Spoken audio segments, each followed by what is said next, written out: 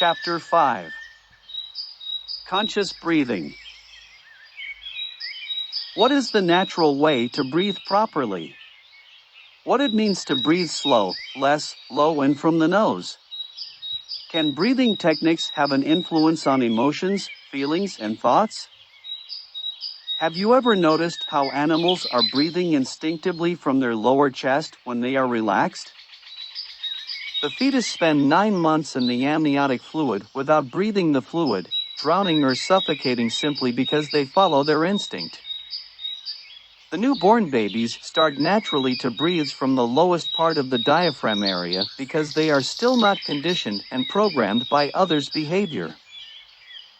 But once they grow up as children, their breathing pattern change and they start to breathe from their upper chest. Children simply watch, imitate, repeat and become influenced by others. For example, when a child visits the doctor for the first time for medical examination, the doctor indicate and point out to the child different areas on the chest to breathe.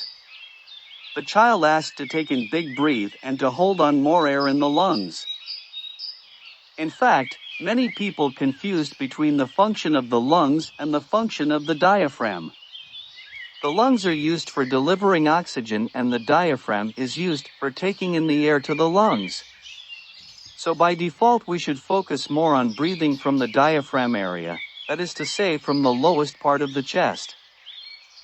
So let's discuss, question and find out how people's breathing behavior changes over time. How we can go back to the natural way to breathe properly. How we can develop more advanced techniques which can be used to enhance physical and mental well-being. First, let's see why we need to focus on breathing before anything else and give it priority.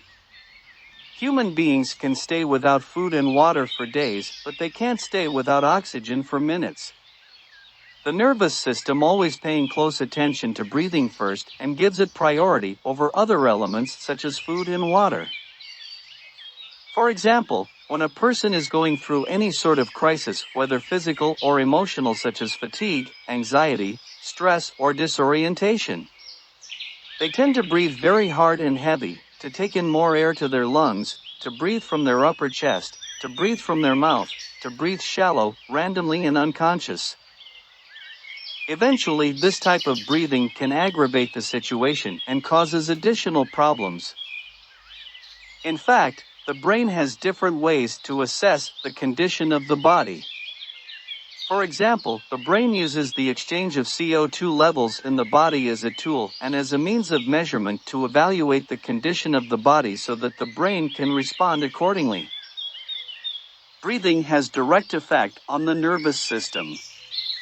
This way we can use breathing techniques to manipulate the nervous system for being calm and relaxed. Actually, shallow breathing always confuses the brain and leads to more disruption in the functions of the body. Shallow breathing always fogs the brain and prevents the person to think clearly. When shallow breathing continues for extended period of time, it gives the impression of a cloud above the head which blocks the person to see and think properly. So is it possible to be in charge of our own breathing? Can we breathe consciously? Can a person take control of his or her breath? Let's investigate what will happen when you breathe slow, deep, less, low and from your nose. Isn't this the way people normally breathe when they are relaxed, calm and when they are asleep? So can we learn to intentionally tend to breathe this way from the nose, to always breathe slow, to breathe less, to breathe low and to breathe deep? Yes, we can consciously be in charge of how we breathe. This can be learned and with practice it can develop. So every time you catch yourself breathing hard, heavy, from your upper chest and from your mouth, simply try to slow down your breathing. To breathe less air. To breathe low from the lowest parts of your diaphragm and to breathe from your nose. The nose naturally filters the air you take in, it warms it, moistures it and dries it through natural nostril airways. When you breathe from the mouth, the air goes in directly to the lungs without going through the filtering process with all the dust and its particulates. More air comes in through the mouth. It dries the airways and often dust particulates choke the person and causes coughs and chest pains. What is more interesting here is the fact that when we breathe less, slow, low, deep and via the nose, we became more conscious, present and aware. We tend to calm down the nervous system and to clear the mind consciously and to live in the moment. Let's recapitulate about conscious breathing. 1. Slow means to breathe slowly and to not rush in the air to the lungs with force and speed. 2. Less means to take in less air to the lungs, to create air hunger in the body. Less air keeps the body warm and relaxed. Taking in more air is not an indication for health. The body requires only limited amount of oxygen. More air can create suffocation and disorientation. 3. Low means to breathe from the diaphragm, the lowest part of the chest, to focus and to concentration on the abdominal muscles for taking in air to the lungs. 4. Deep means to breathe deeply and consciously, to enjoy each breath you take, to consider it as a celebration of being alive and well. Of course, there are different techniques and methods which anyone can learn to develop this amazing gift. Conscious breathing is an amazing tool and an added value to your mental and emotional well-being.